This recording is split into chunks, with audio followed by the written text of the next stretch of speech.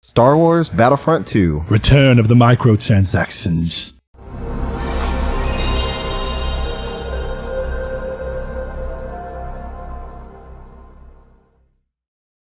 Hello, and welcome to... Stole it from you. Triangle Squared, a PlayStation podcast. Go for it, Saul. I don't know what else to say.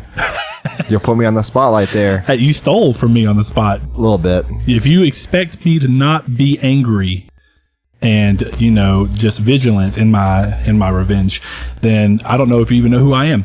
But if you don't know who we are Triangle Squared, a PlayStation podcast. We post to YouTube in video format or podcast services of your choice every Monday at 10 a.m.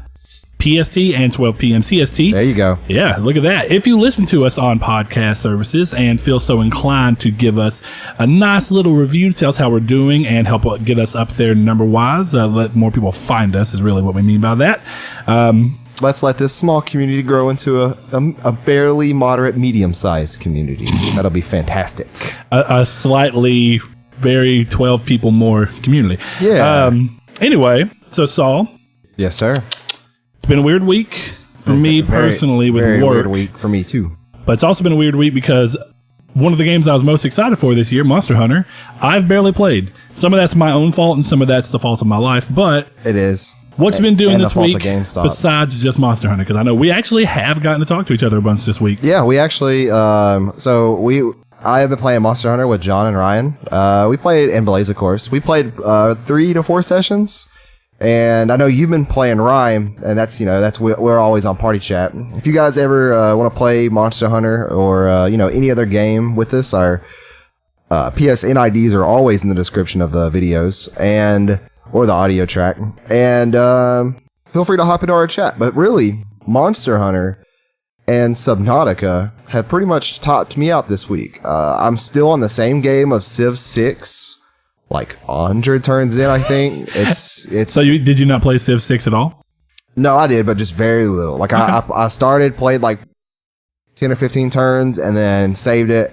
Then went and played Subnautica, and then when it's me on the couch at night, I'm playing Darkest Dungeon on the Switch. But that's really what are you thinking? What are you thinking the chances are that we'll see Subnautica come to PlayStation? I hope it's a really high chance. That game's amazing. And with PSVR functionality? Yeah.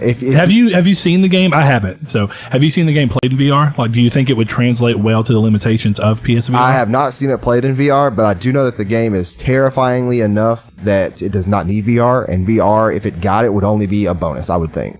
Because or your worst nightmare. I have thalassophobia, and that's the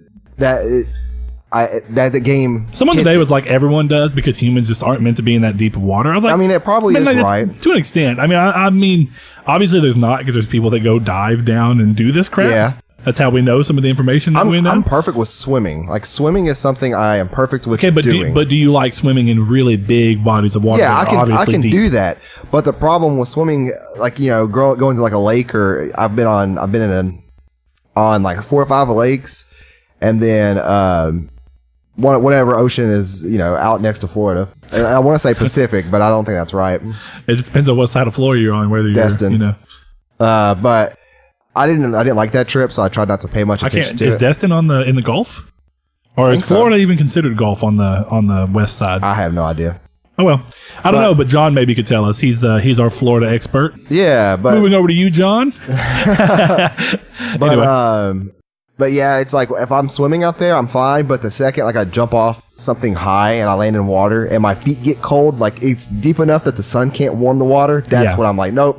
Or if there's seaweed or whatever that's floating up near me. So you're talking about when you go down and it's like you feel the temperature actually notably change. Yep. You're like, what? To warm summer water to cold dark water. Nope, done. I'll of course swim back up and I'll swim around where I'm at, but I won't go that far down. So real quick, what's your take on anglerfish?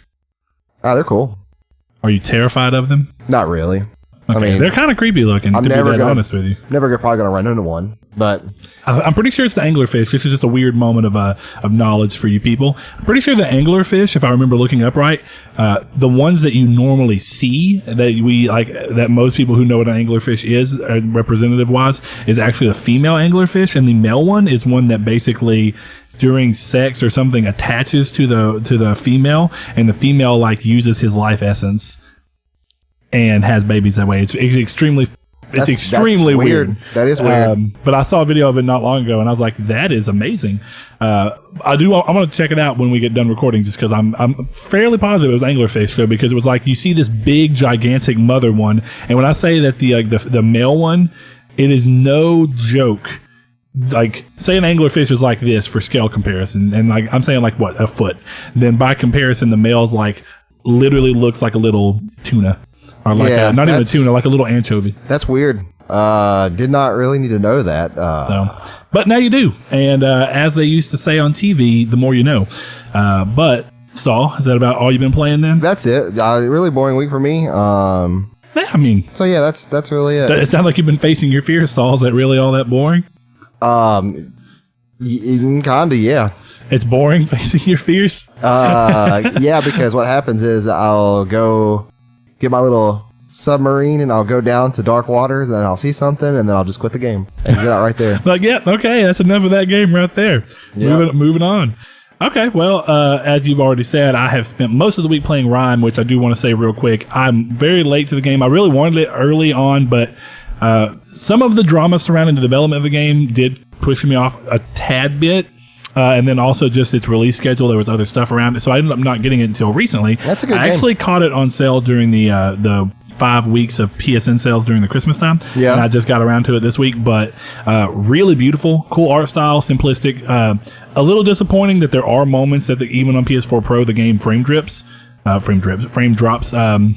Yeah, I noticed that a little bit while not just playing. Awful, but there's framey moments, and it's better than the Switch. Considering that, is the Switch game like is almost awful unplayable? Yeah. Oh man, it's ridiculous. Well, anyway, so this is far from unplayable, and it doesn't happen very often. But when it does happen, it's just kind of because you look at it and like for the art style, I don't want to say it's simplistic because honestly, it's quite detailed, but it's obviously not something like Horizon. Right. Yeah. Now, but at the same token, this is also not a first-party developer who's developing for one console.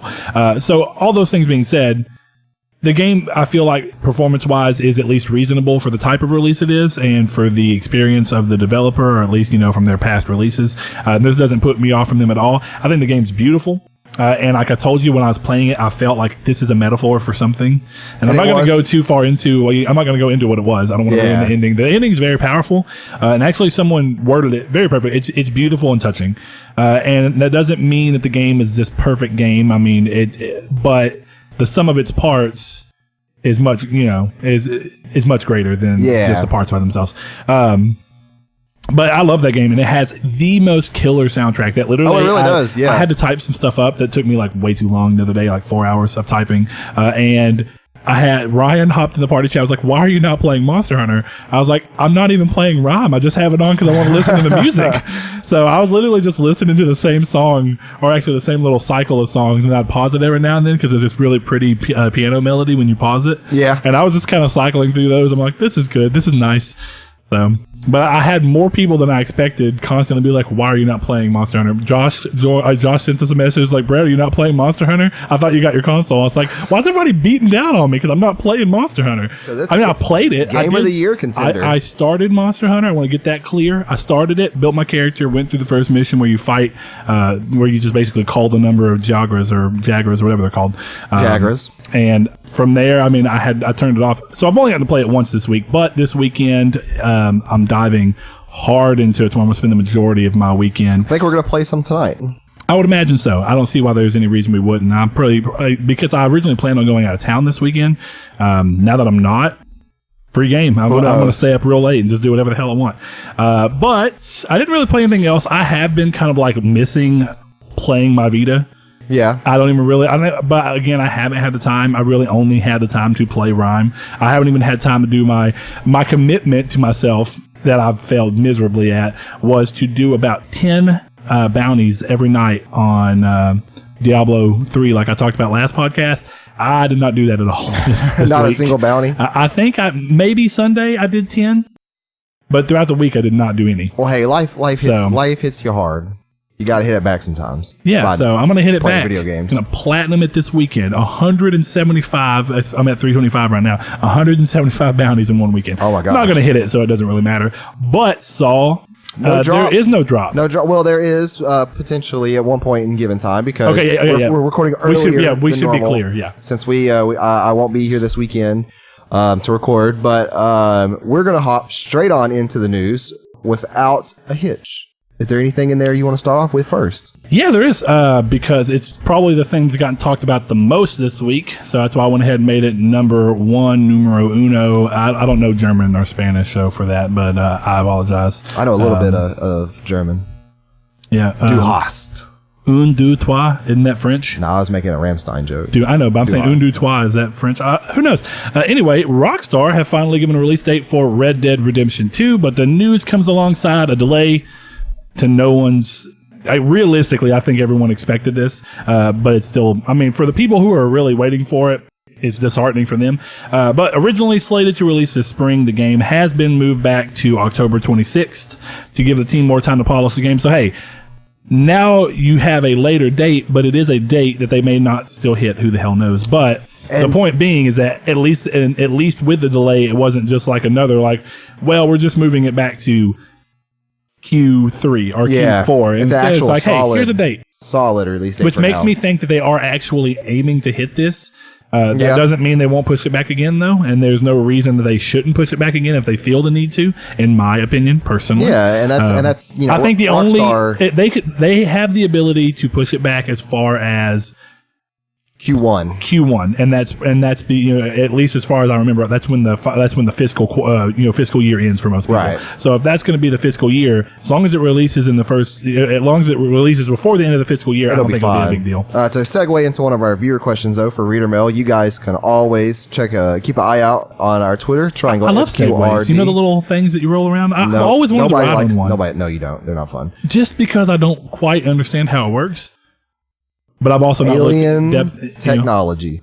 Sean Santarud said, "How much of an impact do you think the delay Red Dead Redemption 2 to October will have on other games released later this year? Did anyone honestly believe it was going to be spring release?" Oh, well, we've already covered that part. I was like 50-50. I felt like I hoped it would, because I felt like it was a better release window to not combat with the stuff that we've already talked about we think is coming later year. Yeah. Because...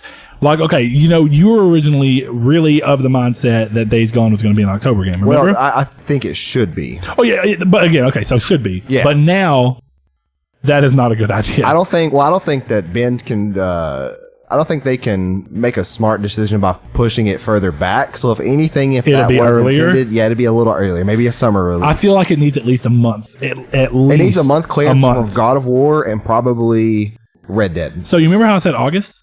How August likely works. do you think an August release that really now? works right now, because nothing...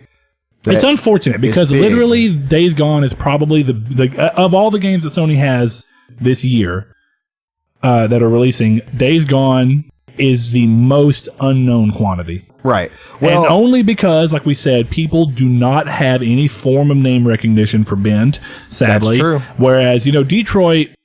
it looks like it's going to do really well, but Quantic Dream is a known name, and the people who are going after it, the people that are going after it, it has a dedicated fan base, whereas something like Bend has a small group of people who like their games, like every developer does, but not to the same extent. Like, they're not as household with the PlayStation brand as even Quantic Dream is, and Quantic Dream isn't even a first-party studio. Nope, nowhere. Not a lot of people have heard of Bend. They're not going to know what they are. They're going to see Days Gone and Zombies. Spider-Man's not going to be affected by any of this. I think Spider-Man's one of those that can release a week before Call of Duty or after Call of Duty and still do well because it exists outside the medium, and it really stands to pull people into gaming who don't normally game and stuff like that, and kids and stuff like that. Of course, and even adults who are like, I've always wanted to play a cool Spider-Man game, and this is a real Spider-Man game. Again, all it takes for Spider-Man is somebody go, hey, this is Spider-Man, not made by Beanox. Oh, great. Well, and you don't get me wrong. I played the Spider-Man games by Beanox. The Amazing Spider-Man was okay.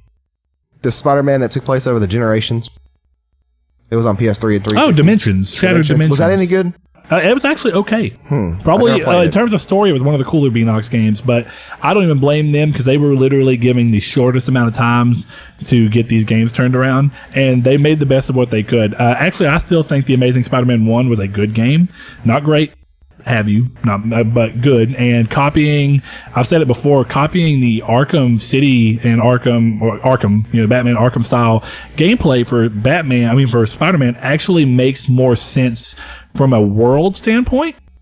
Like, it doesn't really make, you could probably say technology, but from an instinctual level, Spider-Man has the ability to know that someone's throwing a punch behind him. Right. Spider Senses makes more sense for that brawler-based counter fighting system, and I thought it really worked well in the first Amazing Spider-Man. Amazing Spider-Man 2, I was really hoping would build off of that promise, and they made a lot of changes I did not love. I still played it, still beat it, but it was not near as good as it should have been. I've heard about the same from everybody else who played it. And it's disappointing, but it's okay because now we're getting the Spider-Man game we all deserve. That's true. So that's very true.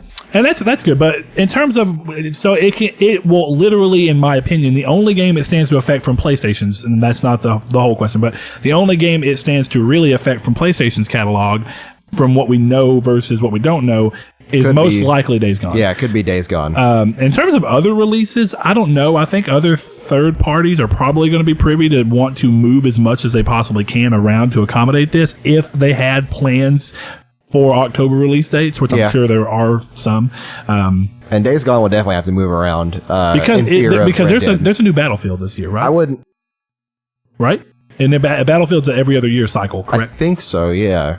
Okay, so if that is true, and I think it is because there wasn't a Battlefield last year, then Battlefield is something that you're having to work around. So EA is going to have to be smart there and decide what they want to do. Which, Battlefield is a big thing for them, and it is a different genre, but you're still going against Rockstar, who just right now have the best-selling game ever. So there's a reason to be a little daunted by it. Yeah, oh yeah. But I don't know if it'll have a big effect. But is there? No, yeah, that's pretty much it. Yeah. Okay. Next thing up, beta firmware for update 5.50 has started to roll out for those who were chosen, and sadly I have not gotten it yet, so I may not get it.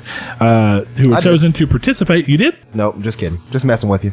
Oh, well, I wouldn't have cared. And some new features from it have been found, which I always love finding these things. I normally like just digging in and finding them myself. But firstly, there is now a system-wide, a system-wide ability to force games to super sample to 1080p on PS4 Pro, which will affect a small number of games that did not get optimized for this around the beginning of the release. It has something to do with the SDK from what I understand. So the development kit they had somewhat dealt with that. It's a very small amount of games that don't support super sampling, but they do exist. So just so it's clear, super sampling only affects games that ran at a higher resolution than 1080p on PS4 Pro, and it really is for the benefit of people who do not have 4K displays. So that's really what it's for. It's a little bit weird. World End was talking about he wished they would do system-wide FX16 anti-aliasing. Right. I don't know FXAA, whatever. I don't know if I don't know how you can do that. Though. But honestly, any kind of system-wide anti-aliasing that was on top with the PS4 Pro would be kind of nice, because it would stand to even help games that are not in 1080p from what I understand. With the way anti-aliasing works, 1080p games that have a little bit of a jaggies to them, it would help smooth those over. But how hard it is to put that onto a system-wide level and be able to pull it. You got to think boost mode is a system-wide thing. AA, though, is really taxing.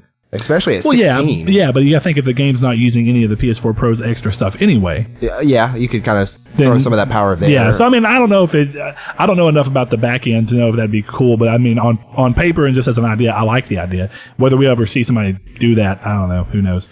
Apparently, from what I read, though, part of this is that the super sample across system-wide is something that Xbox One X implemented, so they think that's why PlayStation went back and added it, even though it affects a small amount of games. But let's see. The next thing is that I like this a lot. The long requested ability to hide purchases from your library, which will help clean up the demos and betas and a million different things. You know how many times I have to look at PT and no, I can't do it? Yeah, it's sad. And there's I still have the Rainbow Six Siege original beta in my library. There's so much crap in my library that you just need to. I need to kill a bunch of it. So I'm glad that you can do that. That's really cool.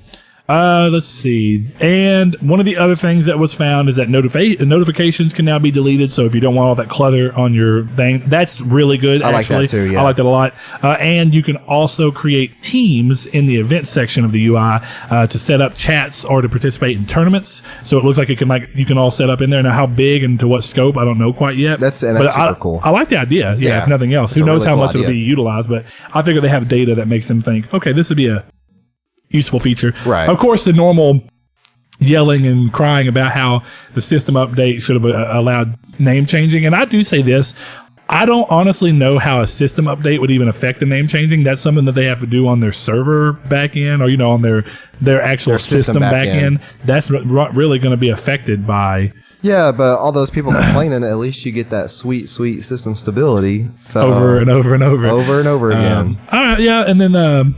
I just wanted to put on here, more changes could be in the beta or the final release. Beta's literally just now coming around, so there may be other things that people find. And the final release could always have extra stuff.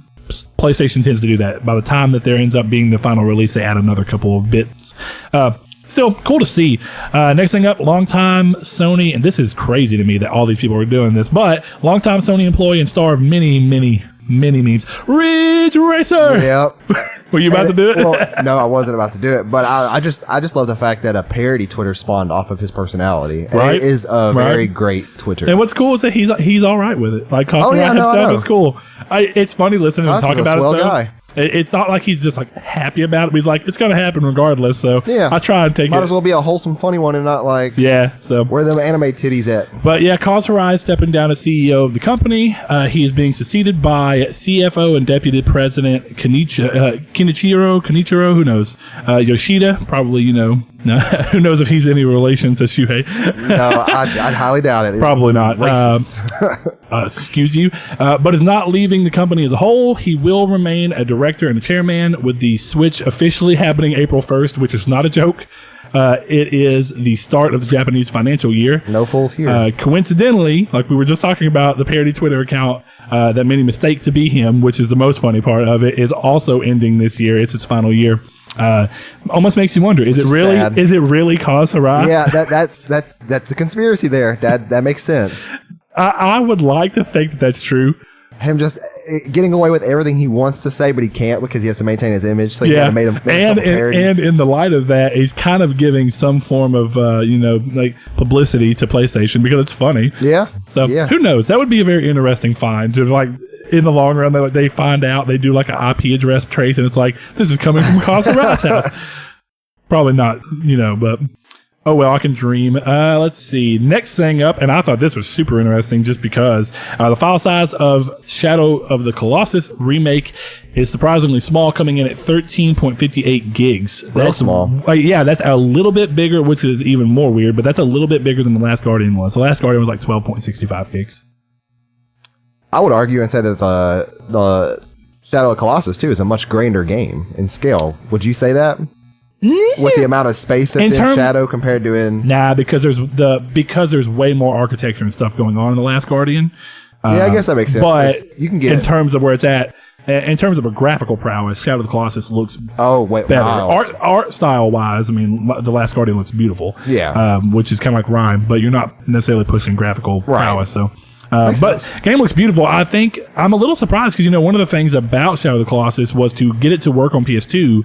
The idea supported the framework and they were still pushing PS2 a lot. Yeah. But one of the ways they were able to do that, like, okay, big barren wasteland with a little bit of architecture. Pretty much the main architecture in the whole game is the temple that you're in. And then there's a couple of like rundown small like arcs and little arches and crap, but that's about it. Yeah. So, I mean, I'm a little surprised that it's... what was the bridge in that game called? The bridge? Who knows? I don't know. I didn't know if it had an official name that I just couldn't remember. I don't know if it does. I mean, I don't know. It's a bridge. If it gets a name, I mean, are these... what are they called? The people who like, love items and be like, don't touch Ivan, and then, like, pet the bridge or pet the table. I used Ivan. Shout out to Ryan's Palico. Next thing up on the list, I'm being so dumb in this. The US PlayStation Plus titles for February have been revealed, and boy, it is time. Finally joining the PS4 lineup is the long-expected Knack. That is a big deal. People have thought Knack was going to be on PS Plus for like 3 years. As soon as like the first year of PS Plus rolled around from PlayStation 4, they're like, expect to see Knack any day now. And a good 4 years later, finally get the game. 3 years later, I guess, finally getting it on there. I'm happy about that. I do think I agree with a lot of people that it should have been something that came before the sequel came out, just to build interest. But considering that they botched the release of the sequel anyway, and a lot of people got it for free, I don't know if it really would have helped. It maybe would have helped more people download it for free, which would have still kept sales down. So who knows? But alongside Knack is Tequila Works' beautiful puzzle adventure game, Rhyme, like we were just talking about, which is cool. I'm not even mad that I just bought it. Yeah. Because it was worth the money. It is. It just really like, is. you remember that Severed went free right after I bought it? Isn't Rhyme 40 retail or 30 retail? Right now, if you go to GameStop, you can't, it's 20. But I think when it launched, it was 30 or 40. Okay. I paid whatever the retail price was when it launched, and it's a really good game. I mean, I still think it would have been worth that, but I got it on sale for like $9. So even more worth it for me. But yeah, that's what I paid for the order. Rounding out the list is Spelunker HD and Mugen Soul Z for the PS3, and Exiles End and Grand Kingdom, and Grand Kingdom does support cross-buy with PS4. Round out the beta titles. These games will be available to download starting February 6th, so if you haven't grabbed the ones for this month currently and you want them, go ahead and go do that. Be quick, be nimble. Let's see. Next thing up, 2 new DualShock colors that look really cool, actually. Join the lineup starting in March. You can pick up the beautifully dark-toned Midnight Blue, which I'm probably actually going to get, or the gunmetal-styled Steel Black, which actually looks really cool, too. I really like the gunmetal one. Yeah, it looks pretty. They both look cool. I'd like to have both of them, but I can't have a million controllers sitting around. So. No, there's no purpose. The upside, and I just wanted to include this because I was getting sick of this, is that neither of them are retail exclusive to any particular carriers. Because that's annoying. Yeah, definitely where we live, it becomes a problem. Next thing up, PS4 continues to boast strong sales numbers as the console was announced to have shipped 76.5 million units total by the end of December, which I'm sure is going up. And with the release of all the games they have this year, I'm sure the numbers are going to just fly. Definitely with Spider-Man being exclusive. Good on them, good on them. Next up, North American gamers are in for a treat as Sony is offering a free dynamic theme that is actually really pretty. I got it right before we went into this. And it was really cool. But it's for Shadow of the Colossus. Sadly, it's not as simple as going to PS Store and hitting download, though, which would have been ideal, as you have to click through a link and watch 2 videos. Not all the way through. The first one you have to watch all the way through. The second you just have to watch a little bit of. And once you are done, you are rewarded with a code for the theme. And I'm going to post the link to that down in the description of the YouTube section and also in the description of the podcast one. I'm probably going to tweet it out, too, just to make sure people can find it. Next thing up, East 8, Lacrimosa of Dana, has received a relocalization patch for both PS4 and the Vita version of the game. The patch includes changes to the script, item names, in-game terminology, monster and boss names, graphical text, and fully re-recorded dialogue in English, which is really impressive because they had good voice actors for a couple of the characters, but some of the lines are really awkward, so I'm hoping that they've kind of fixed that.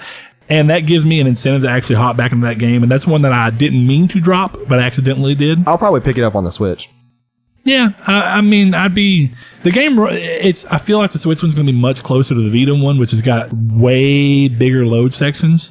Like, oh, really? So I told you about the original game was like when you're in an area on PS4 and you run through like a little barrier that like loads you in the next section, and the loading is really quick on PS4. It's a little bit longer on Vita, and the Switch will probably be more close to PS4 in that sense. Right, but it's still going to be. I think the way the Vita went was that instead of it being as big an area with these little load breaks between, they put a bunch of those load breaks between, so every area is a lot smaller. Huh. So it's not having to load as much in. Yeah, I'll have to check out Digital Foundry if they do a video on it. Yeah, I would hope they would, but I mean, definitely for it to be handheld run. Now, that's the only thing, is that the game is obviously going to be made in a way where it's not having to change the way the game is going to load based off of whether it's in handheld. Right. So they're not going to, either the game's going to have the breaks, even regardless of whether you're docked or not, or the game is going to be as big as it possibly can. Right. So we'll see.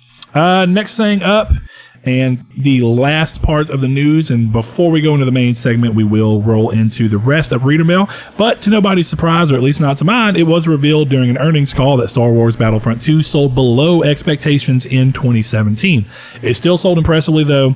as the prediction was for 8 million copies, with the game coming up short by less than 1 million. So somewhere around 7.1 to 7.9 million. But for them to have said it, I feel like it's probably likely that it's closer to 7 million. Yeah. It's obvious to me that this is because of all the microtransaction crap that went down and the way they handled the microtransaction thing. Like, with their most disliked. I'm proud of people, though, because they actually voted with their wallets and didn't buy the game. Well, to an extent. Some people voted with the ability. Well, 7 million difference there, though. No, less than 1 million difference. Oh, I thought I said less than 1 million. No. Like they expected it to sell 8 million copies, and it came up short by less than 1 million. I was really impressed there for a second. No, that would have been insanity. Yeah, I'm going to chalk that up to a lot of video game moms buying it for their kids for Christmas. Probably. I mean, Star Wars is a huge franchise. What are you going to do? Yeah. I mean, and some people don't care. But there are people that are like, no. But I also think the fact that they probably saw a boost in sales from turning them off. Some of the people who were like, I'm not going to get it, might have been like, okay, now that they're completely off, I'll buy it. They should have knew that they were coming back. Yeah, well, they said they were from the get-go. But still, that's not that surprising to me. But moving on from that is the next piece, which will lead us into our main topic. So before we do that, let's crack into this reader mail, Saul. Yes, sir. Let us find this. Oh, I got it right here. Look at you. You quick, man. I am. Oh, man. How can I even forget that while I'm topping up news? Far Cry 3 got announced for remaster on PS4. Speaking of which, it's part of the, when you buy it, you get the entire season pass for Far Cry 5. The season pass includes the game. So well, yeah, but that's the inverse of what you're saying. It comes with both. So if you buy that's a very smart way to do season passes. Yeah. I'll buy season passes if they come with a remaster of the game before it. I'm not going to, because I don't normally play the DLC in those games anyway. So I'm saying, like, you get the game and you get the added bonus, and you get it 4 weeks early. But if there is a physical release, which I don't think there will be, I would wait and see. If there's a physical, I would prefer to just get it standalone as a physical. Personally, I know that's not everybody. It'd probably be the same price though. Yeah, but I'm just saying, if you enjoyed Far Cry 5, you might as well have the DLC just in case. You know as well as anybody. It's nothing even against the game or DLCs. I never end up playing DLC. So I'm the worst. This week we had a lot of influx of "Do you know the way?" questions. Yeah, we do. I'm gonna tell you this much: I don't really get the meme. You're a dad. You're a dad. That's why. It's not even that. I just don't get. From what I understand, and I haven't just looked immensely into it, and some of them have made me laugh. Like, I saw one the other day. I haven't seen too many of them, but I saw one which was like, the idea right now that memes have to die within a month period. Oh, yeah. So when I think it was yesterday or it was on the 31st, where they had like this movie that's like somebody in the military died and they're having a funeral, and someone superimposed this meme over it all. Well, that they say that and it was like he knew the way to our hearts, which was pretty funny. Echidnas live for 16 years. Well, Knuckles is 16 years old, and his birthday is on February 2nd. So, rest in peace, Knuckles, as of today. Oh, man, that's crazy. Well, more importantly, I just don't get what the meme is about. My assumption is it's gotten big from that VR chat thing. Hey, that's I would say huge component of the game. I would imagine, because as soon as we started talking about that, and then I saw this meme, I was like, why do I feel like this is something that got because somebody was a Knuckles? And that's probably not what it was, but I was like, I would not be surprised if someone was Knuckles on that game and just spoke with a Ugandan accent and people just ran with it. I'll show you when we get off of here. But yeah, I'm going to go ahead and lie and say I know the way. I've always known the way. Saul's always known the way. The real number one question, though, from No Fate. He said, am I right in thinking there's a Metal Gear Solid remake coming to PS4? If so, you may cover this in your weekly news. I would have been keen to know what your thoughts. I didn't hear anything about this in any sort of news. Okay, so what this is what this comes down to, and that's why I tried not to include too many rumors, and definitely ones that are really just speculative rumors right now, or that I don't feel like I have enough to go off of. Bluepoint have been basically hiring for they've been hiring, and they've also been asking around and kind of talking and getting buzz from what people would like to see them do next. Not even necessarily a remake, just what people would like to see them do next. But they've had a lot of requests for Metal Gear Solid, and if I'm not mistaken, Bluepoint did the Metal Gear Solid HD collection. So they have, just like they did the Shadow of the Colossus collection. Yeah. So it wouldn't be that odd for them to step up. They have enough time with the series. They kind of know what it is. They know the games pretty intimately. Of course. They can pull that knowledge, go together, and they can do a ground-up remake of Metal Gear Solid 1. I'm in for it. If they do, fantastic. I'm okay with that, actually. I think that would be really cool. Because of all the games, the one that doesn't hold up the most, and it still holds up, honestly, from a gameplay perspective, but the one that graphically needs it the most is realistically one. And then that's I think the last actual rendition of it coming out like as a new game was Twin Snakes on GameCube. Yes, it was. And no, Twin Snakes is cool. No, it's a really good. It's a really good rendition of it. I don't know where I stand on it being better than one, like because they are inherently different. They just are. Yeah. And here's the question: I like Twin Snakes if Blue Point did a remake, would you want the remake to be more in line with what the ideas and the way they executed things in one were, but obvious evolutions, or would you prefer it to be the Twin Snakes route? I'd probably prefer it to be Twin Snakes route, but I wouldn't mind either way. Okay. Because I mean, it's so I would hard be curious to see what they would do. Real Metal Gear Solid 1. Yeah. And it's nearly impossible. Like I'm pretty sure I have it. That would probably not over here, but it's in there. Quite a lot, I'm sure. It was part of the PS2 collection they did, which gave it a PS2 style case, but it was still PS1 wrapped. Yeah. I'll show you. It's pretty interesting. But next question we have, Richard Rivero. Do you guys want PlayStation to bring their IPs to mobile? How Nintendo's doing? Not really. And I don't mean to insult PlayStation, but other than Crash, I don't really think they have any IPs that would fare well. Well, Crash isn't even their IP, but strongly tied to them. But no, actually, like their IPs that could go over, there's a few, but I don't necessarily think they've aged well and would do too terribly well. Personally, I think the few you could try and do, and they've somewhat experimented in this realm, but I don't necessarily think it was on phone. But there was like a Run Sackboy Run game, which was an endless runner with Sackboy. Right. Honestly, of all of their IP that's recognizable, Little Big Planet would probably be the one that would work the best. We've already seen, if I'm not mistaken, Uncharted come to phones. But it was very cartoony, and it came out last year. And it was like a board game where like you move Nathan around. I don't think a lot of their IPs work very well on mobile, and I think that's because a lot of their IPs are very mature. Whereas one of the things about Nintendo is that they have very whimsical, easy to change to what would make good sense on a quick to pick up and put down, or easy to just dive yourself into kind of game for phones. Terrible. Oh, it is on phones, right? Okay, that's what I thought, and I hate the art style. Yeah, so that's another thing. Really is to adapt to mobile, you have to change art styles, and I think that you'd have a lot of people getting mad at the liberties taken to do so, because while Mario is easy for them to replicate on a phone, and fit a demographic that works, it's very hard to try and make Uncharted a widespread appeal phone game, without changing the art style. Because I mean, you can't make a realistic phone game; it's not going to happen. They're going to make Uncharted 4 on phones. Yeah, and even its Vicarious Visions, I think that Vicarious Visions, Vicarious, Crash would be probably the best one, because in a sense you can probably make a Crash endless run game, but that really kind of just becomes Temple Run. It moves it's almost the same style of game. Yeah, but I also just think it moves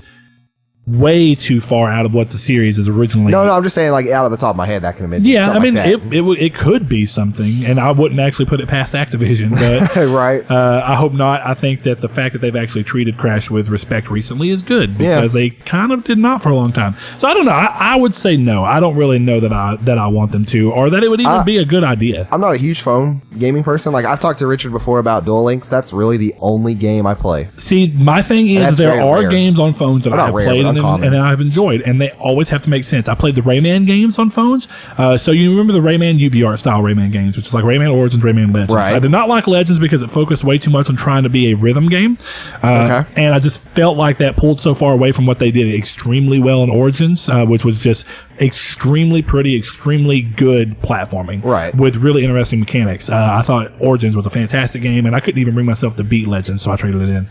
I'm not saying I hate the game, it just wasn't for me. But there was one, I have not played the other one actually, but there was a, not free, it was like $2.99 or something, but it's called Rayman Jungle Run. And it took the idea of that already 2D Rayman, like Origins was, kept the art style, that UBR art style, which is really pretty, and then changed that to where it was an endless runner, but the way you manipulated the world around you felt decidedly Rayman. And I was like, this feels true to what the series is while still making sense to be a phone game. And the levels are short enough that you can kind of run through them. They're hard to master. And there's a lot of collectibles, which is just like what the Origins thing was, where you have to do things just perfect to get certain things and you unlock stuff as you go through. Great idea. It felt like a game that could have been on console. Just to fit that style, and I like that. And then the other games I think do thrive well on phones, since we're breaking off into that side real quick. Certain puzzle games do really well on phones. There's a game for, and I played it like 2-3 years ago now, but it's called Oh, Lord, Monument Valley. And it's really pretty. And they came out with Monument Valley 2, and I mean to play it. I have not gotten around to it yet. But they are perspective switch games where you have to pull perspective around to get things to line up. And when it lines up, it's like some of Rhyme. Yeah. But way more complicated. Where you like line things up and then they visually connect and then you can do different things. Monument Valley is a really cool game. And it's not very expensive. I really want to check out too. It's got a cool art style too that is basic, but it fits the phone style well. And I don't feel like it's necessarily taxing on the system. Yeah. So I love that. So when I used to work at the hospital and would have a little bit of downtime, I would play phone games because it was easier than like bringing my Vita and getting lost in a game on accident. Right. So yeah, I mean, Nintendo just. It's easy for me to imagine a Yoshi game or a Toad game, or a Mario game, their or a Kirby game. Kind of lend well to that style. Yeah, they can do a lot within their realms, and it also helps that a lot of their games are platforming based. Right. So when you have platforming based, that just translates well to phone. Whereas something like Crash Bandicoot being specifically always having a very 3D platforming effect. Yeah. Anything you do that just tracks away from that starts to look kind of You know what I mean? Yeah, no, I understand. It makes complete sense. I don't know. I feel like it wouldn't bring the console crowd to phone, and the phone crowd wouldn't necessarily embrace it. So, well, our last question comes up from our boy Ryan. Do you think I should engage in an effort to get Capcom to either A, I love this question, allow me to release captured pets in Monster Hunter World, B, give my dung beetle dung so he can roll it around my room, or C, should I just get over that he's miserable without nothing to do and stop feeling sorry for him? Funnily enough, that's not a word, or actually funnily is a word, isn't it? Yeah. But, it just sounds weird when you say it. Forbes made an article today about, animal cruelty in Monster Hunter. Really? Yeah. He wasn't super, he said he loves Monster Hunter, he's still gonna keep playing it, but that there's something there that we need to pay attention to. And it's talking about the way that monsters are treated. And I found it incredibly funny. I was very surprised that it is not a April's Fool article, because Forbes, video game journalism is already terrible at this point. And Forbes is probably the worst. One of the I don't even places. consider Forbes to be video game journalists, nor do I feel like they should really be in the face. But this is more this is like, I don't want to say it's sensationalism, but to an extent it's trying to be.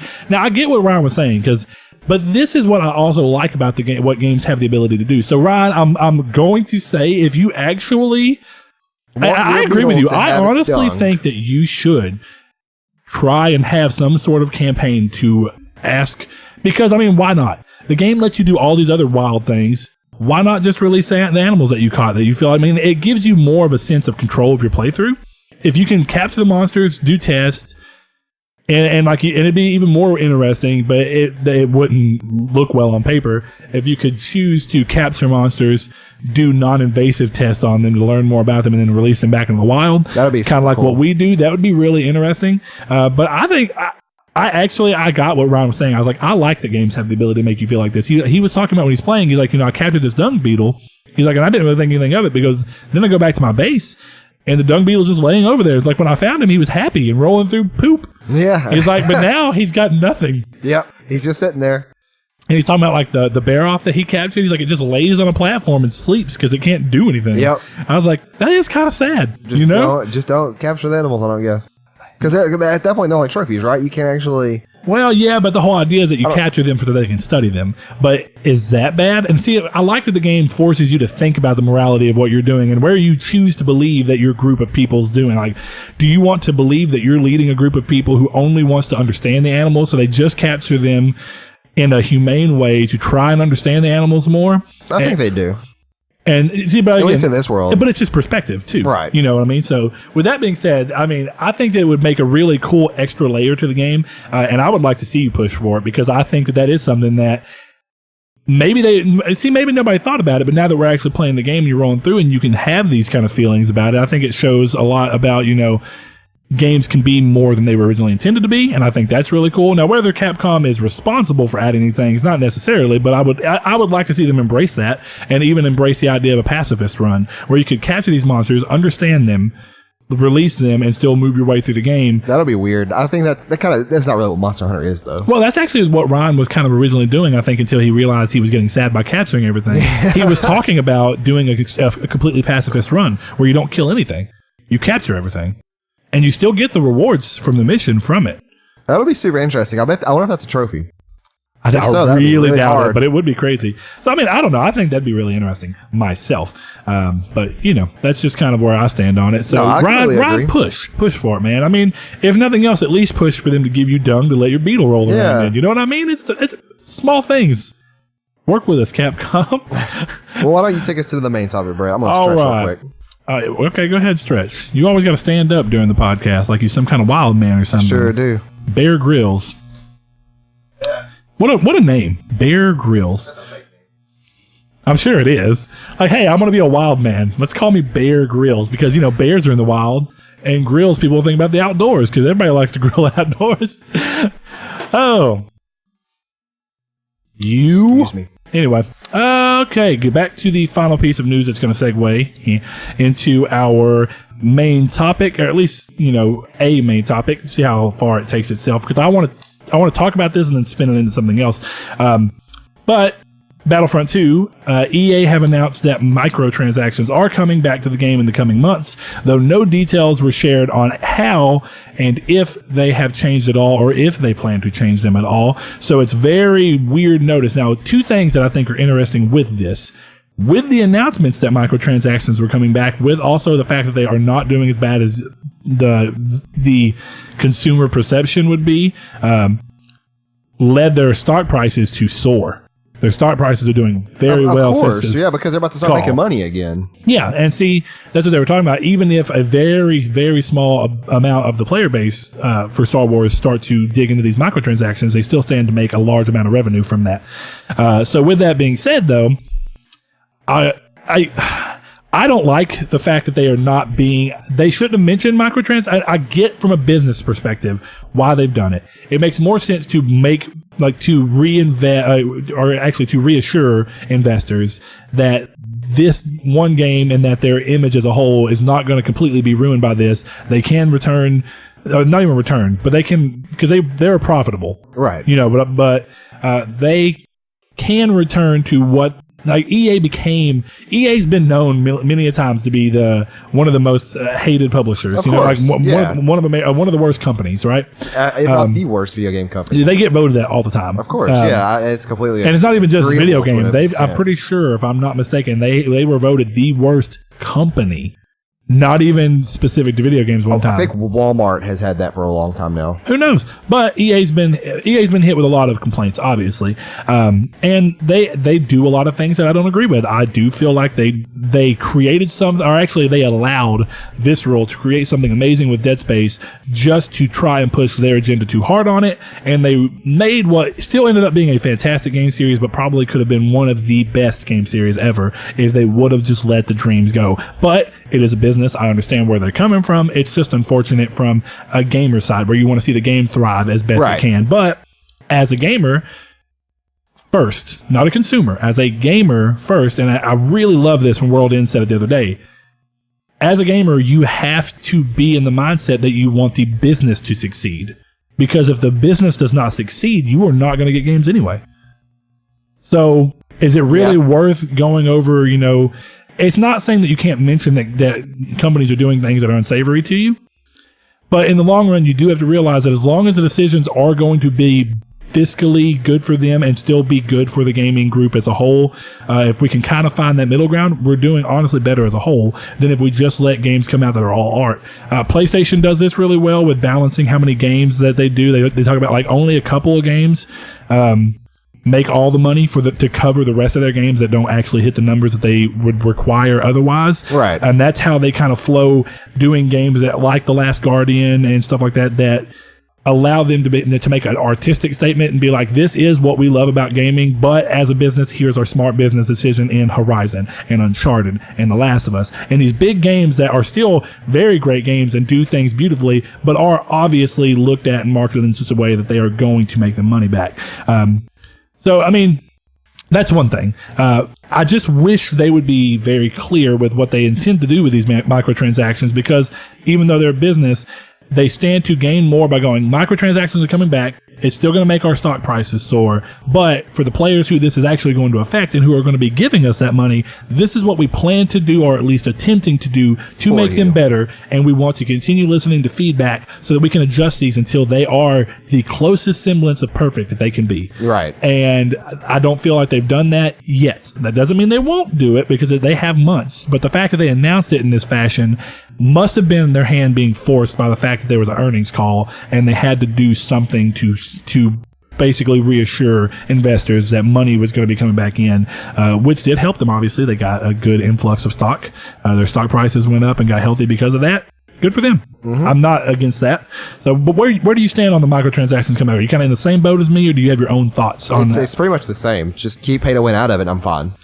Yeah. So, we talked about it a lot. Right now, from what we understood, if they don't change at all, pay to win is deeply ingrained. Right. So, if they change, we've talked about it plenty of times, like what we would like to see, and I know that I definitely agree with this. If there's going to be microtransactions at all, I would prefer to see the microtransactions be in a nature that's more in the Overwatch vein of things, where it's just, it's really about letting people who love the game want to just say, hey, I like this skin, or I like this weird superlative thing that isn't necessarily cool. Sometimes they're goofy. There's a lot of Overwatch stuff I've seen where people are like, where it's just goofy or weird, and they're like, I just kind of like it because, it's just interesting to me. It doesn't have to be the coolest thing in the world. Yeah. Exactly. It's got a charm. Which is one of the things that Monster Hunter is doing so well. These weird little charming things about the game. So, and what's funny is Monster Hunter has microtransactions, but nobody's complaining because, from what I understand, do they? Yeah, you can buy haircuts and stuff like that. Oh, I had no idea. Yeah, because some of them are free, but yeah, cosmetics right now. I don't know past that, but my point is, obviously, Monster Hunter with microtransactions is not getting beat over the coals. They're not. I'm glad, because I don't think any game with microtransactions should, unless they're pay to win, because it gives that developer that much more money. And I agree. Yeah, they need it works well because but it's good for the income for the people that buy the game used from GameStop a month later. They may invest the amount of money, a couple of dollars here and there into the game, and make up for the money that they didn't. Yeah, so Capcom didn't see it, the money, when they bought it from GameStop used, but they're seeing it now in these microtransactions, and that's kind of how that works out really well.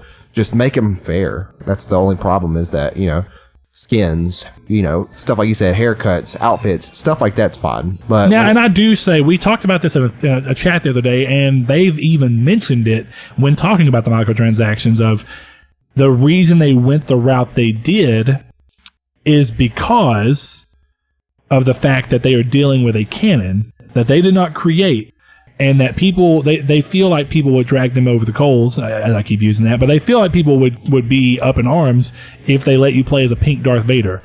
I honestly, no joke, think that more people would like the idea of being able to be that goofy. Oh, yeah. Or cool. Do something that's weird but cool. Like pink Darth Vader, just for people who want to be goofy, right? I mean, it'd be cool to see like a battle scar. I'm running around murdering people in a pink, hot it's pink. A fun, insulting way to kill people. Yeah, just to be ridiculous. And then this is supposed to be this brooding, ominous man, and I'm wearing bright pink. And on the serious side of things, it'd be cool to have a battle scar Vader suit running around, or or small skins. Our skins, they even make sense. Like maybe Luke with his robotic hand. Yeah, exactly. Or Luke with his hand before it gets cut off. That too. Well, yeah, I think they kind of implement gloves, those black gloves, and you can't really tell. But it'd be cool to have difference either way. Specifically with that. Yeah, but there's ways. So that's one way that I feel like they could do it. I mean, you could have, here's Luke, but now you can do specific skins for Luke. This is going to be the Last Jedi Luke.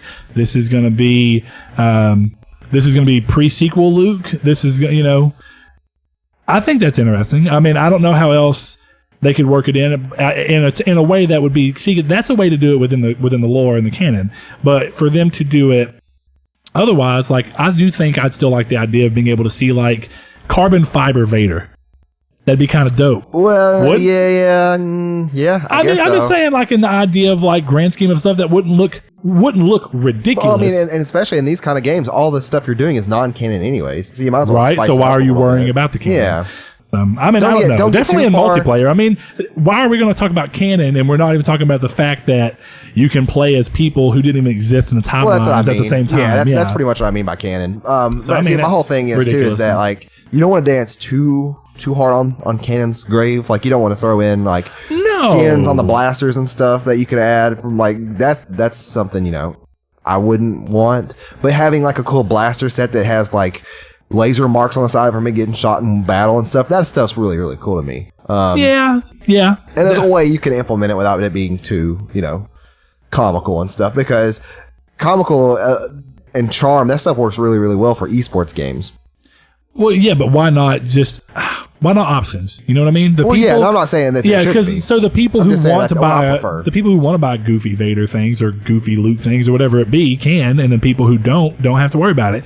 And I know they're just trying to cover their asses. That's what they're doing. And it gave them a pretty sound reason as to why they were implementing microtransactions the way they were. But I thought it was unsavory as a whole. Well, Saul, do you have any other thoughts on this? Because I'm going to kind of go ahead and stem into the side topic, because the side topic is what's interesting. Okay, so where I kind of wanted to go with this. We talked about microtransactions a lot before. Y'all probably heard me say I hate pay to win 150 times by now. Especially Ryan and John and all of our people who play with us on like RJ, everybody who plays PSN with us. Y'all don't know, as soon as you hop into a party chat, literally it's just Saul on repeat going, I hate pay to win microtransactions. Or and then they go, hey Saul, how are you doing? I hate pay to win microtransactions. Or what was the passcode? 55721? I don't know, it was a random number. It's a random number, but by the way, I hate pay to win microtransactions. 71. How do you spell I hate microtransactions on a pin pad? That's the passcode, Ryan. That's my Monster Hunter passcode. IH8MTX. Yeah, or just 8MTX. Hate microtransactions. There you go. That's what it's gonna be. I gotta figure out what that is on a pin pad real quick. Figure it out. That's literally what my thing will always be. Okay. It's gonna be literally the number 8 because 8, and then 6, 8, 9. 8689. Okay, cool. There we go. Now you have it. If anybody wants to join Monster Hunter for Saul, you know the password 8689. now. Anyway, so where I want to kind of stem off from that was the idea that Battlefront 2, and I'm not going to say bad because I haven't played it. I didn't like Battlefront 1, but it's also not trying to do anything just ridiculous. It's trying to be a multiplayer experience, and I'll give it that. If people enjoy it, that's cool. But as a whole, a conversation that me and Ryan were having, and I've talked about it a lot myself, is that I don't understand why licensed games feel like they need to do something just extremely ridiculous. There are very few games that are from licensed franchises that come out and are actually really good and unique. Right. And it happens, and it happens in such a way that when you think about the franchise, you inherently think about how good that was on top of it, not how bad that was on top of it. You know what I mean? And for a while, it got awful. Like when every Disney Pixar movie and DreamWorks movie was getting made into a game that was like really mediocre with an easy platinum. Oh man, there's a PS2 game that was, I can't think, it's a Snow White game. Have you ever heard of that one? Oh God, no. You do not know. It's you know about Hannah Montana though, right? And all the grown men who played it just to get that easy platinum. See, My Name is Mayo is one thing, but Hannah Montana is another, and it's not another for me. If you like Hannah Montana and you had the platinum, great. If you literally hate Hannah Montana and you suffered through it just to have a platinum, Annie was wanting me to download for shame. a PS2 emulator so we could download Shrek. A video game? I didn't even know there was a video game for that. I didn't either. Okay, but moving on. The whole point is that you constantly see big licensed franchises being put into games in a way that doesn't make sense for gamers and doesn't even make sense for people necessarily who would come in.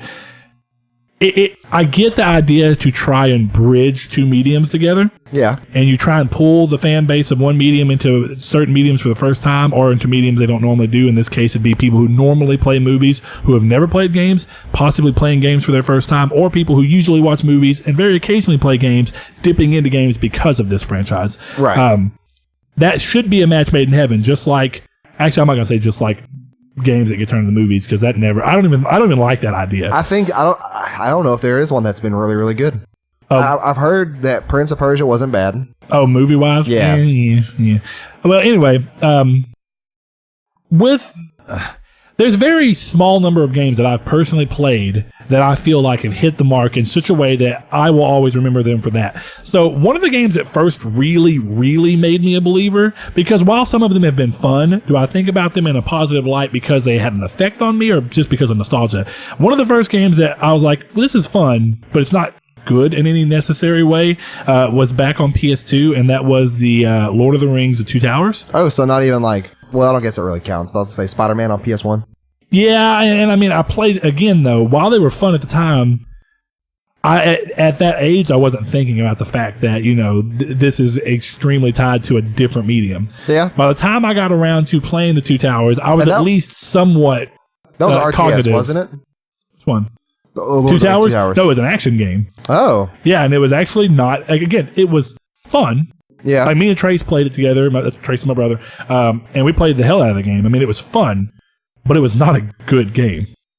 You know what I mean? Like, it touted a line that at least it was fun. It's fun because it's Lord of the Rings. And it was fun because the combat wasn't bad. Oh. But the story was not. I mean, the story was awfully told. And it was a PS2 game trying to do what really couldn't be done on PS2. Yeah. Outside of the way the combat worked. The story did not flow well, and it wasn't really told well. And even though it was a retelling of the movie story, it just did not feel complete in any way, but it was fun, so it was worth the time that we'd put into it. The first time I played a game, and I've also learned a lot, I don't think that any licensed franchise, and I'll at least give Star Wars this for doing Battlefront, no licensed franchise should ever be trying to retell the same thing as the movie. I don't think it works. It's worked in one form of a game that I've seen, and it rides the line, but it was Episode 3 of Star Wars for PS2. See, I didn't play that one, so I'm gonna leave that out. Was it PS2? I guess it had to be be PS2. Yeah, it was PS2. Cool thing was I didn't play it, but I knew somebody. Oh, it's good, and or it was fun back then. I don't know how it stands up again. now. See, nostalgia paints it in a weird way, but I do know though that when you can literally kill Obi-Wan so bad that that Mustafar doesn't happen the way it normally happens, and then you're not Darth Vader. You look just like Anakin Skywalker. Yeah, and then you kill the Emperor, and then you're like, I'm running things now. It was really cool.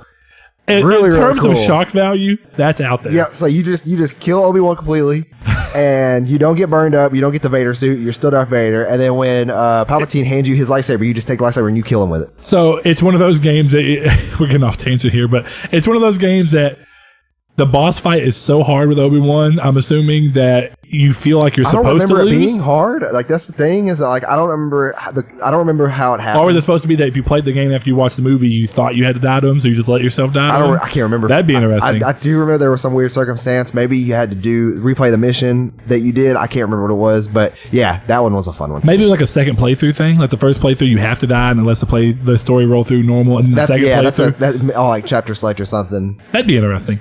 But okay, so I'll give you that one. I didn't play the game, so I have no reason for that one. But the first game that really pulled me, and I'd heard a lot about it, but I did not have an Xbox at the time. By the time I got an Xbox, the only game I wanted to play and that I could afford because it got given to me, I didn't have to pay anything for it, so did the Xbox, was Fable. Love that game. Yeah, that's a good game. But I didn't play Xbox much outside of that, so I missed the game. But then they announced that they were making a new one a couple years later and that was Chronicles of Riddick. And that was Assault on Dark Athena was the PS3 360 game. In that, they announced that they were going to do an HD remake, not even remaster if I'm not mistaken, but I could be wrong. So don't promise anything there. But an HD version, that's what we're going to call it, of Chronicles of Riddick, Escape from Butcher's Bay. It was a wholly original story, set in an area that you at least knew because of the movies. So it wasn't like a made-up area. You're like, okay, this is cool. And it took liberties in ways that made sense with the character, and made it make sense as a game. And the style of gameplay was perfect. It was first person. It's a stealth game. There was shooting, but the way the guns worked was like there was something up. Like if you used them for too long, they wouldn't work. It was very weird. A lot of the game was about hiding, being smart. You had, and I may be wrong on the guns. I may be bleeding a little bit of dark sector into here because it has been since Assault on Dark Athena came out that I played this game. I still have it. Been meaning to replay it, but it's a stealth game, kind of like Dishonored and those kind of games where you stand to gain more by being stealthy, right? And it has really satisfying combat. That first person zone had an actually pretty cool story with characters with minor characters or whatever you want to call them from the game, from the movies, that made appearances, but also a lot of original characters. It was just a really interesting take, and it played well. Cool story, looked beautiful. It had every pillar you'd really want in bringing it over without feeling like it was stepping on what the movies were. Right. And it felt wholly additive to the world. Universe. Exactly. It felt wholly additive to what you already knew, and you feel like it existed alongside it without any issues. Assault on Dark Athena, I did not end up playing it through as well because I played it directly after and I got a little bit burnout. and I never did go back. I have it. I may jump in and try it again. It was still fun, but I was kind of just in terms of like the combat was similar, but I was kind of just done with the experience at the time. I may go back and try that, but those are games that I feel like are perfect examples. Other examples, and it's funny we're talking about Star Wars, I actually feel like we're at least okay examples, and it follows what I talk about where it needs to be something original that gives you a reason to want to play it because it's something you don't already know. How did you feel about Star Wars? Oh Lord, Republic Commando? No. Where you play a Star Killer? Force Unleashed. Yeah, Force Unleashed. Thank you. They were good. I played all of them. I did not beat 2. 2 looks beautiful and played extremely well, but I heard so many bad things about it, and I worked where I did not make enough money at the time, so I just skipped it. I played Force Unleashed 1 though, and that game was phenomenal. I remember I had the demo for 360 and I played that a lot. It felt like, and that's the thing. I remember watching the interviews at the time, and you could tell the team working on it was really passionate. It wasn't just a team hired to make a game. Especially Sam Whitman, who's in Days Gone. Yeah, he was he was Star Killer. I say bad guy. He was. And again, protagonist. See, you're adding on to characters we already know. Kind of, yeah. You're getting Vader and Palpatine in more time with Vader and Palpatine, but the story doesn't just revolve around them. It's really taking you in a new direction, but it includes people that you already knew. Just like in Riddick, you played as Riddick. Right. But Riddick is already kind of a mysterious character anyway. So learning more about him through this game felt good. In that game, the little bit more you did learn about Darth Vader and necessarily how he was willing to, and it felt like a decidedly Vader thing to do, where he was willing to hide the fact that he had a protege. He had an apprentice. So, I mean, I liked where that went with the story. So, again, why, a lot of people are like, we just don't need licensed franchises. But then we have, right around the corner, Spider-Man, which looks to be an amazing take. Right. And it's not trying to, Amazing Spider-Man 1 actually did attempt to do some of what I was talking about. Were both of those free roam? Yes, they were both open world, and they brought back what people loved about the open world with swinging all around the city, and the swinging felt good. My balloon! The swinging felt really good, in those games. And actually, one of the things I liked about 2 was the ability to swing with the right and left analog, and you actually use your right and left hand. And that's kind of cool. And they made a rule where if there's not a building or something for your web to sling onto, you can't swing. Whereas the first Amazing Spider-Man, it was just any Spider-Man game was like you shoot up just randomly up in the air, and it's there. And you're there. So I like that they actually made a nod in Spider-Man Homecoming. He was running through that park, and it didn't have anything. Just shot out, and it then just went on the ground. Yeah, that was really cool. But yeah, that's kind of where I stand. It's like they're taking it. So while Beanox tried their best, what they did with Amazing Spider-Man 1 and even 2 is like Amazing Spider-Man 1 was a direct sequel to the movie. Better idea than trying to replicate the movie. Yeah. And it allowed them to bring characters that weren't in the movie in for side fights, like for different boss fights. Yeah. And that's why I felt like it was such a step in the right direction. And it was trying to look at what Batman did with a longer development time and was like, can we do that in a shorter period of time and at least be somewhat successful? And they were, in my opinion. And then they just, I don't know what happened with Amazing Spider-Man 2. It did not roll the same. But you said Batman. Oh, sorry. I meant to say as Batman. Like, if they had the same, the people at Beanox looked at Batman and were like, can we replicate this style and level of quality with a franchise that's licensed? See, because Batman's another one of those examples. Batman is a perfect example of a game that got taken care of, and as a result, it is one of the best-selling franchises in game out there. Yeah, what I mean? In terms of it's actually probably one of the best licensed franchises, and we're seeing more and more of it. Because we saw it with Middle-earth, Shadow of Mordor, and Shadow of War. These are 2 games set in a universe that we know and we love, but they decided to move this in a fashion that was like, we're going to do something original that we have liberties that we can take without completely pissing people off. And I think that, correct me if I'm wrong, but anything involving the Tolkien estate is free game, right? You can make anything you want and license it without, I don't know if you need approval, but I think that I still think you need approval, but that's what I'm saying. But Warner Brothers has the rights to that. I thought that I read somewhere one time that Tolkien said that you can use any of his work. You can use anything from his work to create your own work, and he gives you permission. I could be wrong. That may be another series I'm thinking of.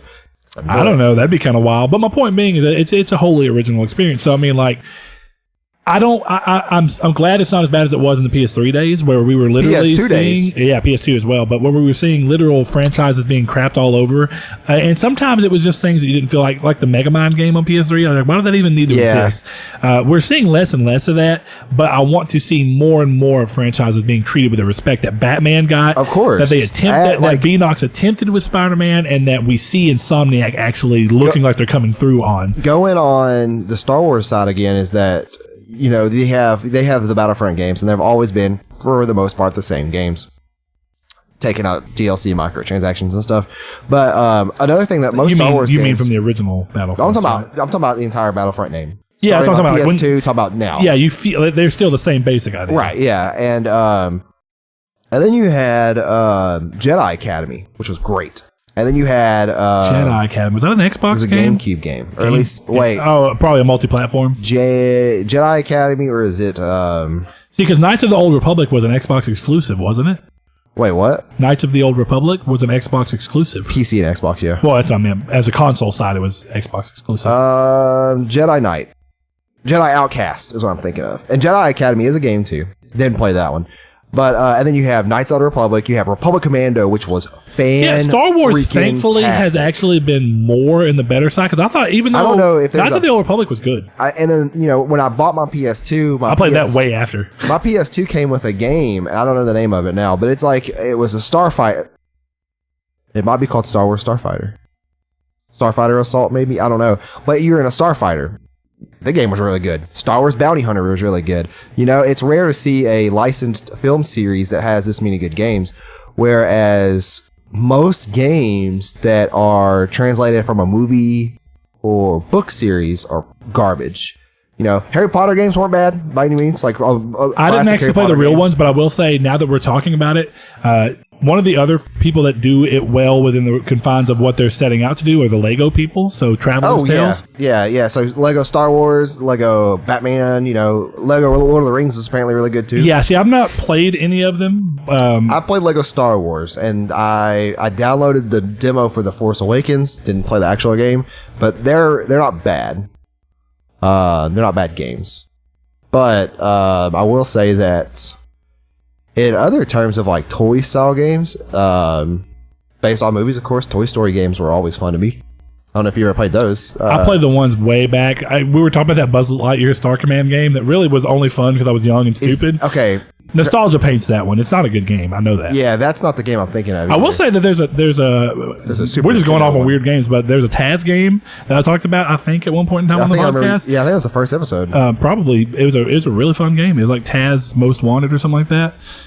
Really fun. I love that game. Yeah, but I mean, you know, when you're given the permission to do something with a universe and you're tasked with that huge opportunity. I guess to fail is it really tasked, or because tasked, I guess, is some of the developers are being asked. I would consider it that when you are announced what you're doing, that every fan of the game that you're tasking you to make a good fan game of the series, they're pretty much tasking you to do it right. They're saying, you know, don't screw this up. But yeah, I'm not a huge proponent against licensed games, though. It just I'm not a huge proponent against them. I just feel like we've seen way too many that were done just awfully. Right. Yeah. And I know people have talked about this ad nauseum before, but it's not something we really dug into. It's not something I've heard a lot of people do. I just know that's a subject that's really easy to hop into, which is the state of licensed games, and they're way better now than they've ever been because there's not as many of them. I think that they've realized that gaming is its own medium and that it doesn't have to be fluffed by these stupid games just to try and make money off the name of something. Does the Burger King game count? What is it even called? Whopper? No, it's like something King. King of Whoppers, wasn't it? No, God, it was a 360 game. Yeah. And it was wasn't it like a dirt bike racing game? I think it was like a Trials style game. Those are super fun, by the way. I don't think I'm I've ever tell you what talked it's about called. those on the show. Oh, there was Sneak King. Sneak King, that's what I'm thinking. And then there was Pocket Bike Racer. And Pocket Bike Racer is the one you're thinking of. Yeah, Pocket Bike Racer was kind of like Trials, I think. I might be wrong, but Sneak King was super weird. The fact that these games even existed. Yeah. Good marketing on their part. But yeah, I mean, obviously there's games and franchises that are licensed that can be done well. But Spider-Man looks like the turn of people really reaching out. I'm glad that Spider-Man seems like an obvious look at Batman and being like, We need this. Batman could do it. Why can't we do it? And I mean, like I say, you saw Beanox attempt it, but now you're seeing Insomniac bring that home, or at least looks like they are. Hopefully so. So what other things can we see come in and really do well? Who knows? Yeah. I'm excited to find out. Give me none of this Star Wars. What is it called? Star Wars Knights of the New Republic, the online game.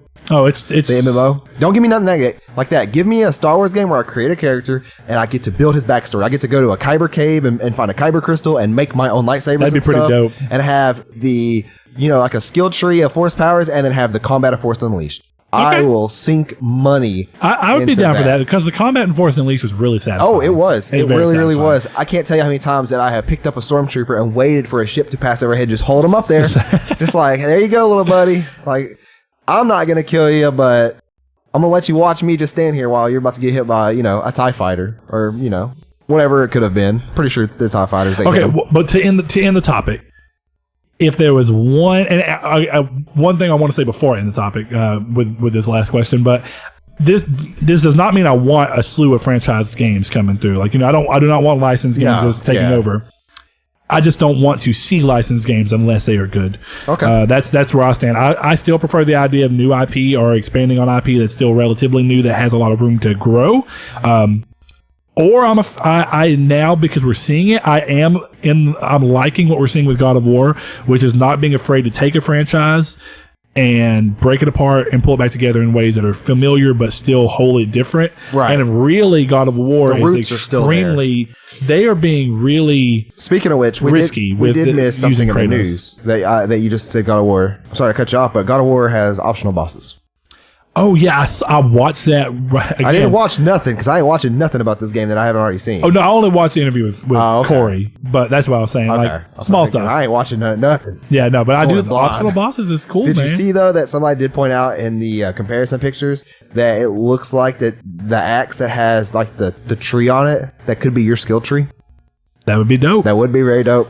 And whenever you go to upgrade, you pull it up or whatever. Well, I was gonna say you're looking at the axe, and then as you set runes, it and lights stuff in? up. Yeah, like it lights and spreads. Who knows? Sick. That would be pretty cool. Okay, but anyway, so yeah, I like that idea. That's pretty bold, reusing Kratos, and I don't mean that in a bad way. Taking Kratos and going, how can we continue to use this character and actually do something new with him? And they did it. So Saul, final question of the podcast. El Tabib.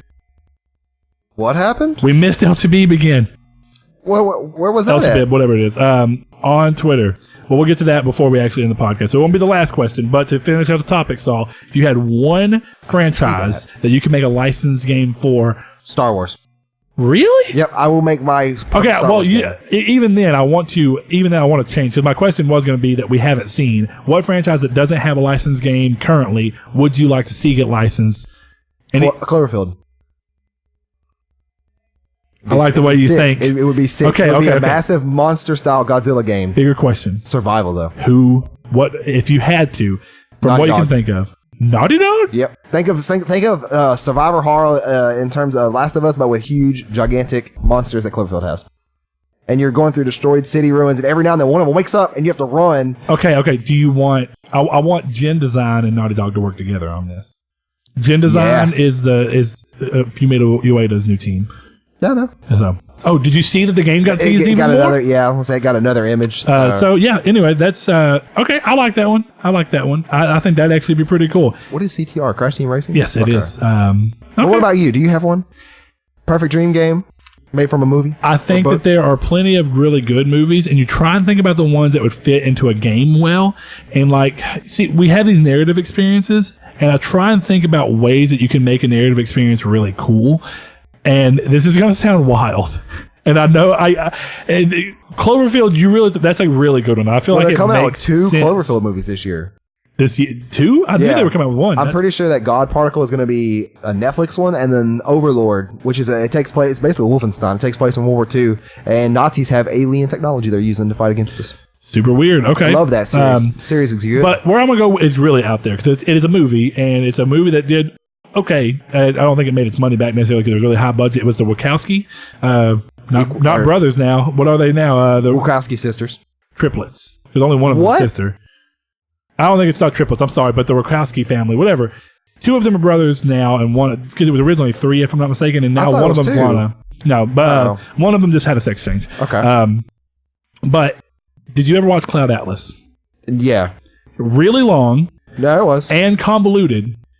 Not just Not awful, as good. but convoluted. Now, I think taking that idea, expanding it, and letting us break it down in a way that, like a Quantic Dream style game, That'd be cool. would be really cool. So Quantic Dream would do it. Quantic Dream would That'd do be sick. Yeah. I like see. that. I think that taking something like that, it already feels decidedly like something that Quantic Dream tackles anyway, in the way they try and make their stories and write their stories with this interconnected. Yeah. It's something and that movie was already very interconnected. Now, do I want it to be that movie? No, but take the idea of what Cloud Atlas was. right, like the structure of time. The idea about what's going on and how time works with itself. And which is crazy because I feel like I read the book faster than I watched the movie because that movie felt like it was 9 hours That movie long. does feel really was long, but it's dense good. I of a love that movie. No, it's a good movie. It's just dense. Some people hate it because it's so long and they get confused because there's a lot going on. Well, there is a lot going on. But yeah, I would think say that idea would be really viewings. cool. So I think that Quantic Dream, or at least developers like Quantic Dream, would stand to gain a lot from that kind of idea. I would not want to see Telltale do it. No. I just don't think that they could do visually the game justice, in my opinion. Yeah, and Cloud Atlas is something that is visually stunning, not even from a movie standpoint, but from the descriptions in the books that were really good too. Oh yeah, from And then I've seen the fan art and stuff that was really good. from even a verbal design standpoint, it's really cool. Yeah, it's a good book. Okay, last question is from Mr. El Tabib, and it is, I don't know if I'm pronouncing that right. I really hope we are. He hasn't said anything about it yet, so we're going to say that we're good. Good old Hassan. Say it that Since way we missed his if you question, look, you always get read last. It just means that you're most important. Not really, but, we apologize. Another week, another question. He says, favorite kart racers. And actually, we talked about this a little bit. And where do you stand on the debate of CTR and Mario Kart? Now, before we give our answers, he says, personally, I like CTR more than Mario Kart just because of the speed and kart mechanics. However, I only played a couple of the older Mario Karts, so I'm not too experienced with Mario Kart, especially the newer ones. I give it to him. And then he says, hashtag CTR remake. I'm with you, buddy. Hashtag CTR remake. I really believe in my heart of hearts that it's going to happen. We all know the answer to this question, though. We're on very two dividing lines here. Well, the only thing I want to say about this is, have you even played CTR? Yeah. Okay, I couldn't remember if you ever had. Yeah, very, very small amounts, but similar to how he's played Mario Kart. It's been like long ago. Sure, and sure. in huge burst. Okay, so the question. So I know that you stand on Mario Kart.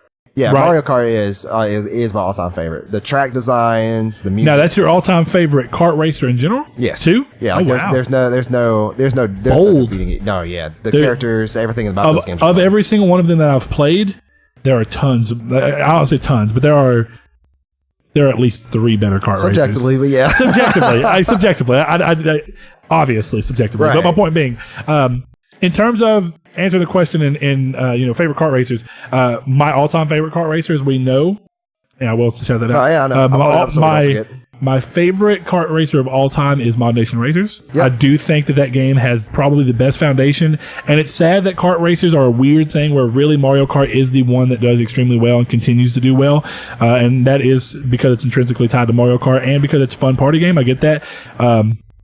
And it's meant to be wild and not necessarily hard, which is, again, something I don't like because it's not meant to be a challenge. See, that's what I like about it. It's literally, it's competitive in a completely random nature. Yeah. There is no point. It's not even about skill in that game.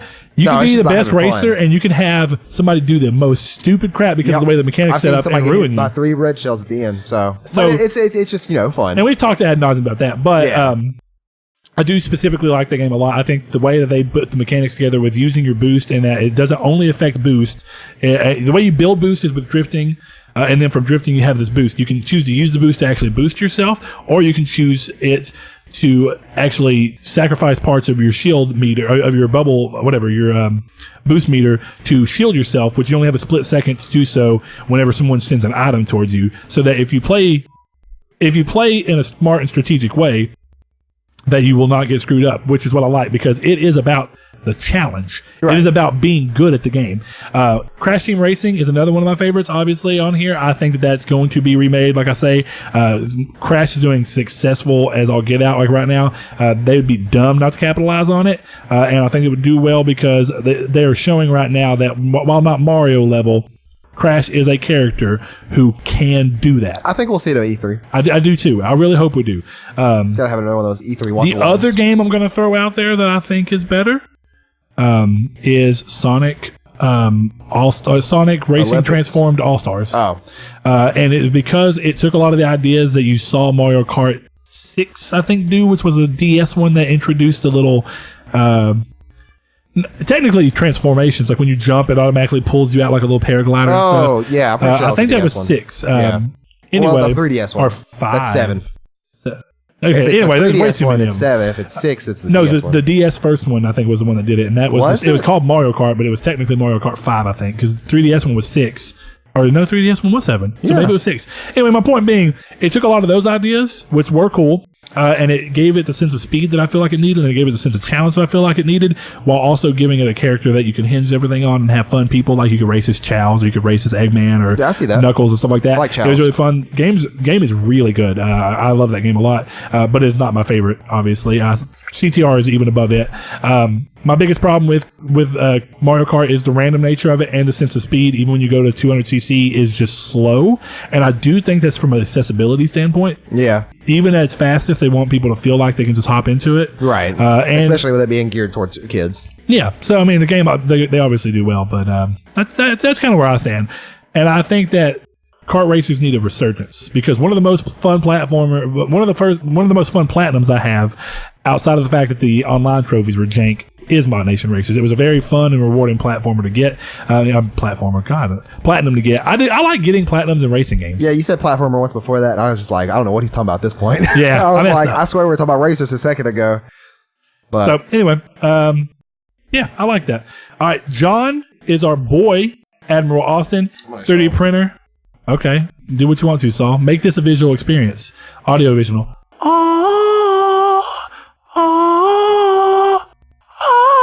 Okay, I don't want to annoy anybody any further. It's a beautiful 3D printed trophy. Right now, it is just black. It is the design of the gold, silver, and bronze Yeah, John. trophies that are all the same. So it's uncolored right now. I'm going to sand it, get it painted, make it look beautiful. you said you would send me one. Where it at? Where it at? I better get the finished product. Where it at? Anyway, it looks beautiful, and it's funny. It stemmed from a conversation like it'd be cool to have a real set of trophies, and set. of course, this is what he does and sends it to me without me even asking for it necessarily. He just sent it, so I really appreciate it, John. It's beautiful. I appreciate it a lot, bud. We're gonna get it finished. I'm gonna get it painted, and you will see the finished product one of these days. But I'm probably gonna get the stuff this weekend. I can't promise you anything, but if I get one of these, I may drink Mountain Dew out of it while I'm playing video games. Do it. Just do it. Get out of here. Get out of here. Thank you, everybody. This has been episode 45 of Triangle Squared. You know where to find us at the links below, everywhere but Spotify and Twitter at Triangle SQRD. We thank everybody for joining in and leave feedback. Bad or not, we want it. Thank you guys. Thank you for being here.